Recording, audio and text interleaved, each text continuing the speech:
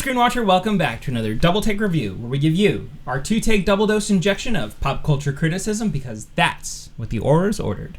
Just a heads up, first half of the show will be spoiler free for your convenience, at which point we'll be swinging into spoiler territory where we put a big warning on the screen, just to let you know, all courtesy of our in-house nifflers.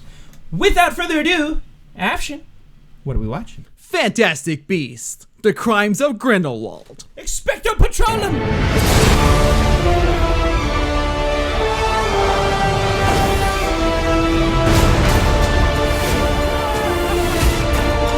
The time's coming when you're gonna have to pick a side. No, I don't do sides. What are you gonna do?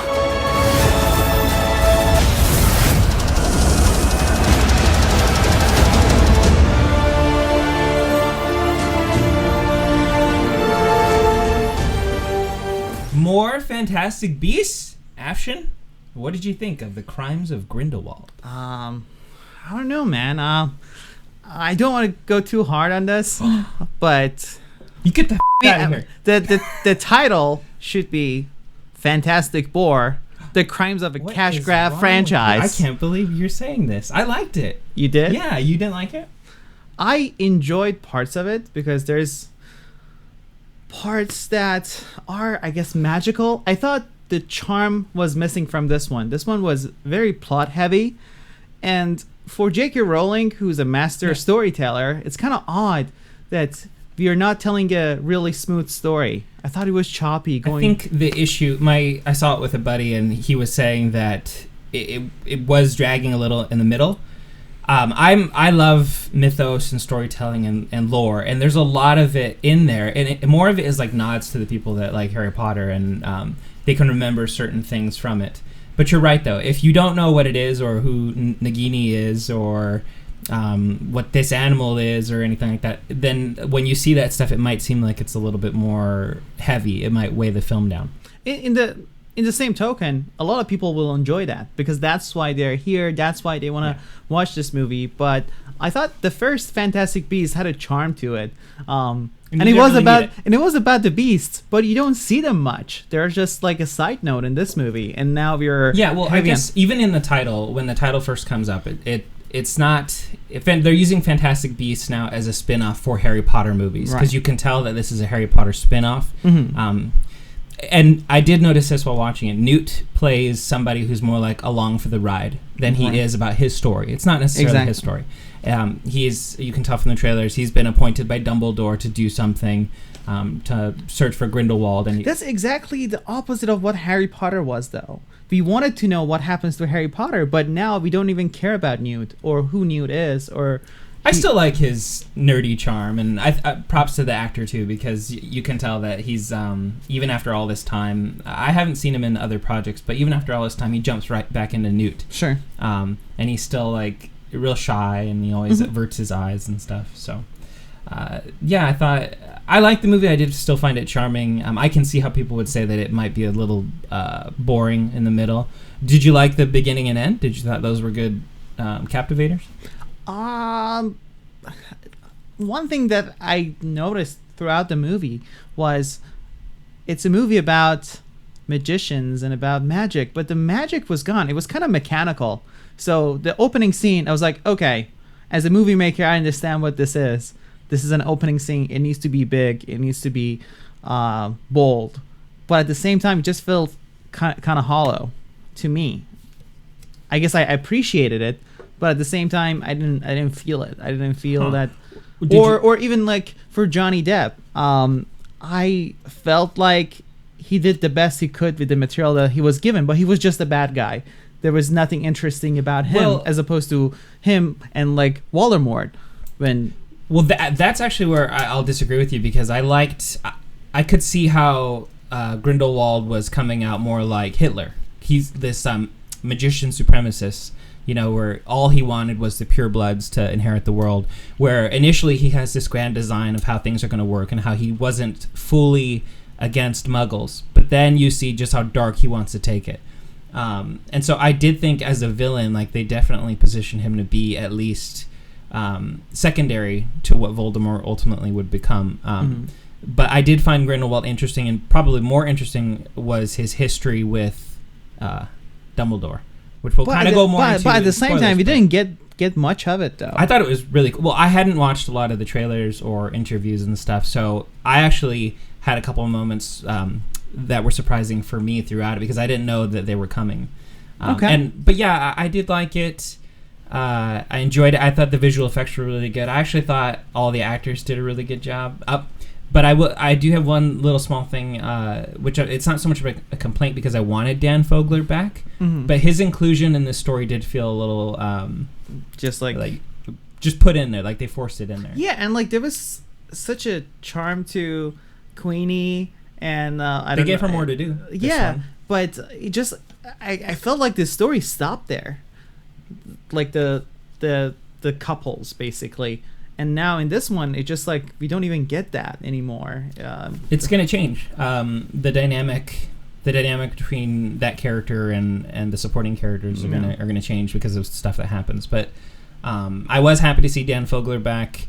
It's just I felt like they forced him into the story. They had to, I guess. I mean, how much more interesting would it have been to just see Newt run around? But if you add his buddy there, then it suddenly becomes more interesting. Sure. So, last word. I think you should see it. I think it's magical. I think it's fun. I don't think it's the best movie in the world, but I found the first one really charming.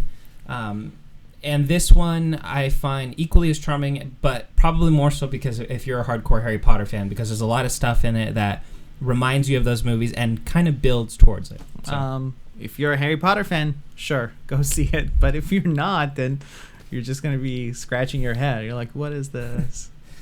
All right. So, shall we move on then to spoilers? Cue the spoiler nifflers!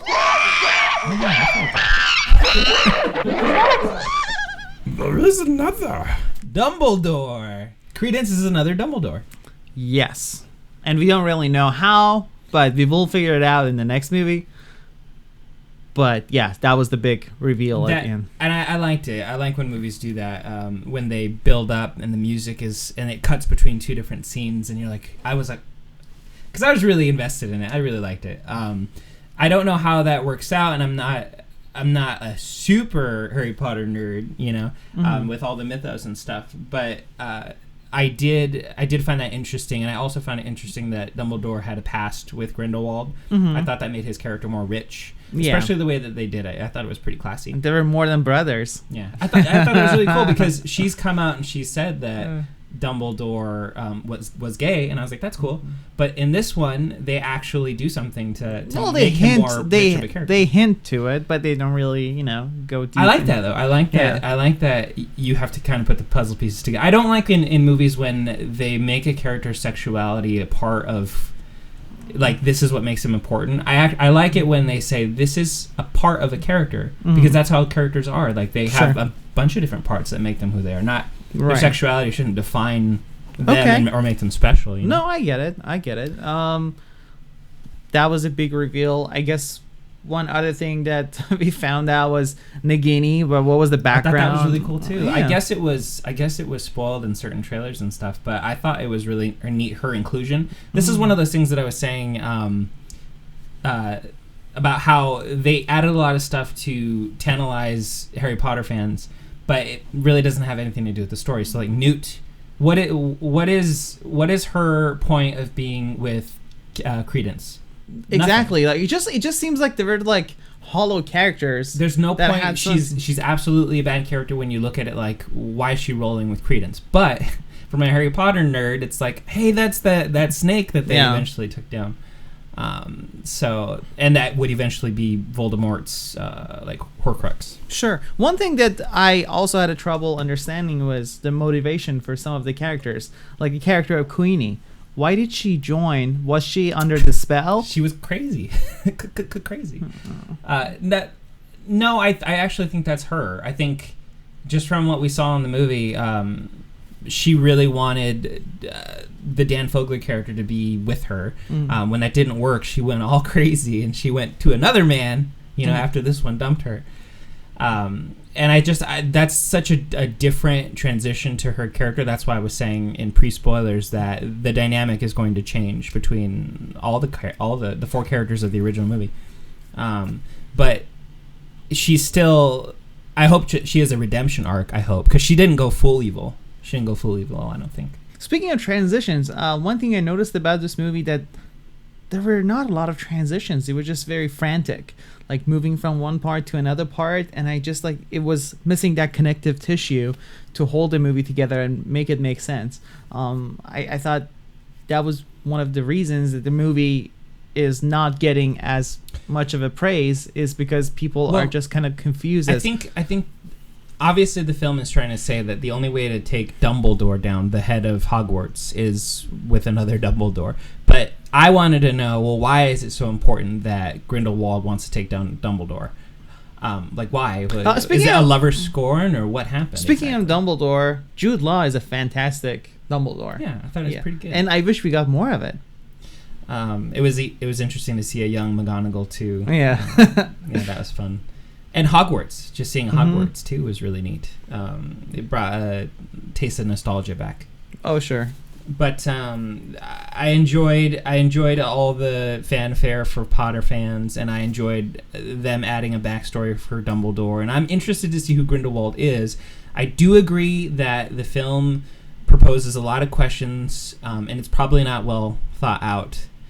But I'm gonna give them to the third movie to tie it all together. Did you feel like did you get a sense of like Star Wars prequels, kind of like you're going for the ride, but it's not as satisfying, and it's just like, why we're doing this? I don't know. I guess honestly, I trust J.K. Rowling as a writer more than I do the idiots behind Star Wars, because that's the truth. That's the truth. Like I can tell in this movie that she is an awesome tiered storyteller because of what she did with the Horcruxes, going back all the way to book 1. So from there, I'm like, you can do no wrong. You know, you are a master storyteller. You plan stuff out. And it sounds like with this one that she's planning a couple things too. I bet you there's going to be more surprises in number 3. There's something that could make this franchise more interesting, and that would be the change in the direction, because David Yates took over the project. I think it was the 5th movie in the franchise, Order of the Phoenix, and he's been directing every single movie since.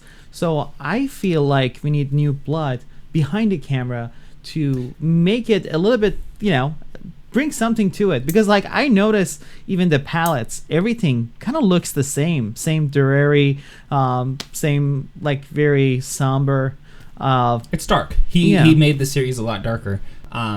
David Yates has been doing a number of films in the Potter universe, and I do feel that there might be some stagnance there, but at the same time I feel that he's hitting at least the bar of mediocrity, which I'm okay with, because if you look at, I'm a Harry Potter fan. I don't want to turn on Harry Potter like I did on Star Wars, and I feel like with Star Wars they really grabbed a bunch of different ununified ideas to help build that universe, but because nobody was really talking to each other, it's a mess now. It's a mess, and Lando robots. No. I was biting my tongue, because I was gonna say this movie is the Solo of Harry Potter franchise, but it's not.